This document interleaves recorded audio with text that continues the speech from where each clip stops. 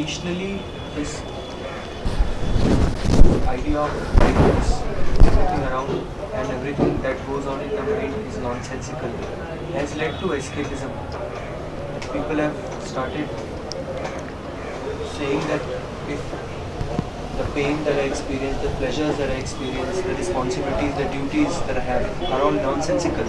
But neither would I go into pleasure nor would I go into pain, neither would I take up any responsibility and so on and so forth. So, and that is what I see with myself. Because when you said all is nonsense, I kind of a nice breeze, passed in my head. And I can see that that was not of the lightness that you are talking about. That is actually of hope. So I don't have to do all that. That's waiting for You have not gone deeply into your experience. Let me say something. Escape is not at all a dirty word. If it is total escape is liberation. What most of us do is that we do not escape away, we escape to. We do not escape away from all, we escape to something. So when you hear a teacher saying that all is nonsense, then you do not mean all is nonsense. Then you mean that, okay, that means my responsibilities are nonsense, my studies are nonsense, my commitments are nonsense, but fun is not nonsense, sex is not nonsense, all that which gives me pleasure is not nonsense, so let me escape away to that. When you say you are escaping, are you ever escaping totally from everything? No. You are escaping from something and going to something else. That is what you call as escape. Our escape is never total. Total escape, I repeat, is liberation. The saint escapes totally. Totally, whatever you do is divine. The word is total. The stress is on total. You never escape totally. You only reject that which your ego does not like, and that you call as escape. Do not escape that way. This is partial escape, and anything partial is ego. Partial love is ego, partial escape is ego, partial hatred is ego. Ego lies in parts. Whatever you do, if you can do totally, then that is the self. Escape totally. When you reject something, also reject its opposite. When you reject the world, also reject an escape from the world. When you reject attachment, also reject detachment. When you reject professional life, also reject spiritual life. That is total escape. That is complete liberation. But what do? We use spiritual life as an escape from our personal and professional and worldly life. Now this is nonsense.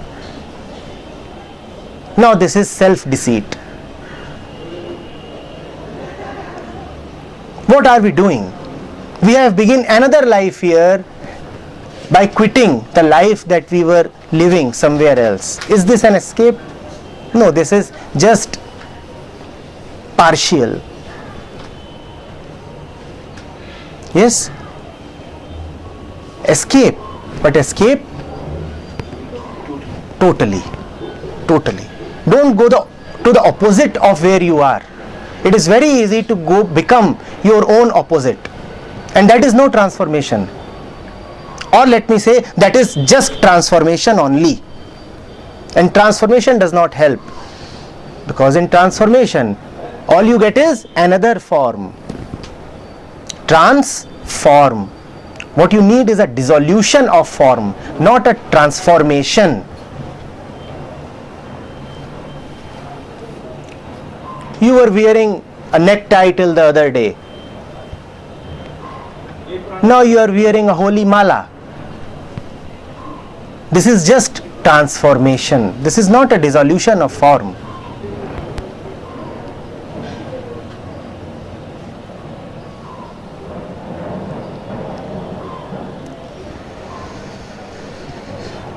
You had one kind of society till the other day. Today you have a so-called holy society. Only the form has changed. The need to still be with someone has not gone away. Aloneness has not yet descended. You needed to chat with your office colleagues till the other day. Today you need to chat with members of your holy society. What has changed? What has really changed?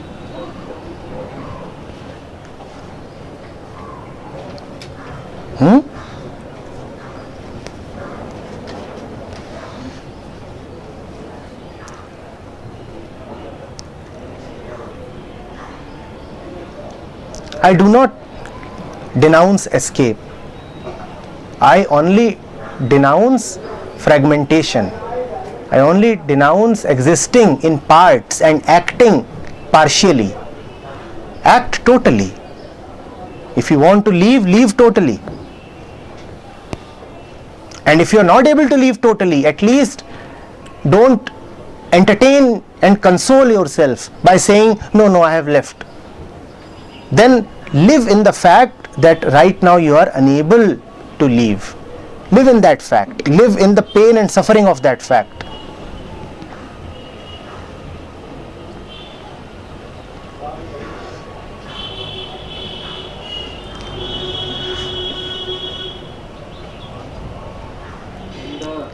Part ever act totally? As long as it wants to act as the part, it will keep acting only as the part. The part must forget that it is a part. To remember that you are a part is to remember in your smallness, pettiness and inferiority. You will have to forget your beliefs about yourself. And when you forget your beliefs about yourself, then you come into your own.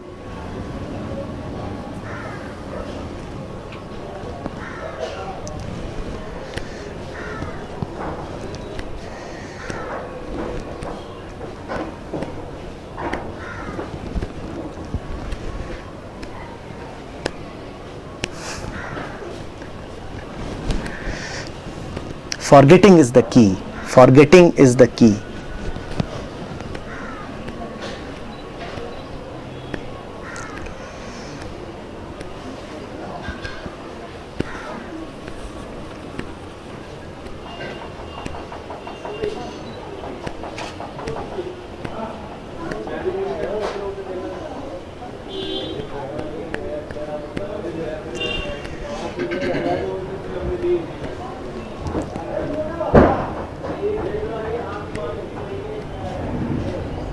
So can the part forget? Yes. Just as it remembered, similarly it can forget too. Was the part always mindful of it being a part? Always, always, always. The part has been trained and tutored to know itself as a part. If you can think of yourself as something, you can also forget yourself as that thing. Partness is not your intrinsic nature. It is an external influence.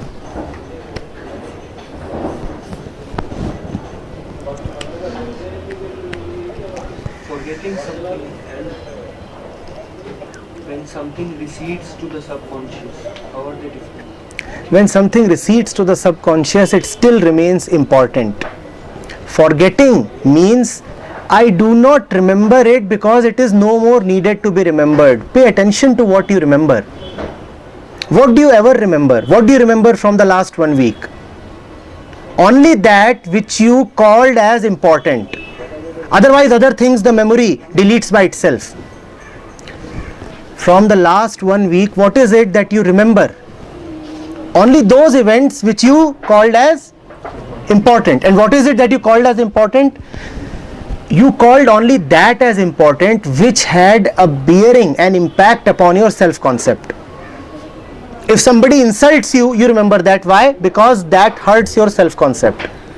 If somebody praises you greatly, that too you remember. Why? Because that inflates your self-concept.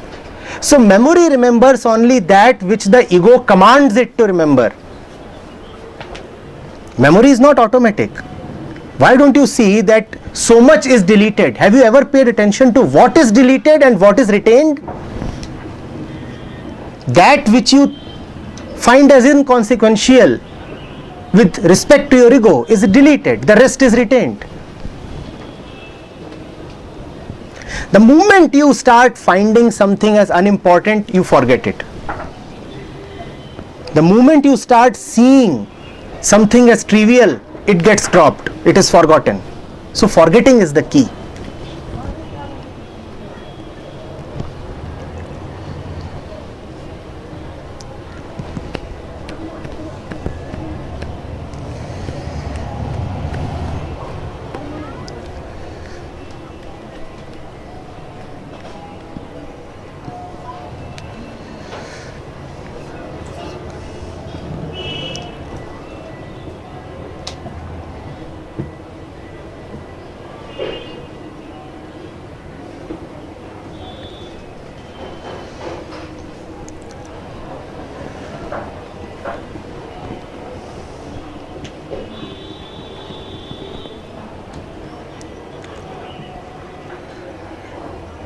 One of the great blessings of a spiritual life is that you do not live out of memory. You don't remember too much. In worldly sense, that leads to a certain discomfort too, because you keep forgetting. But in the real sense, it is such a blessing. You meet someone and you don't even remember his face. Why must you remember his face?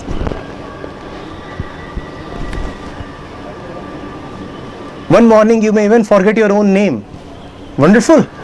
Was it of any importance anyway? Just a burden, just a carryover from the past. Forgot my name. Now somebody comes to you and asks you, who are you? Silence. Beautiful silence.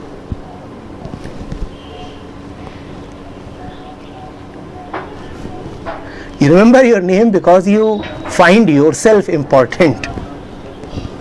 It's okay. Then you are free to take any name. Huh?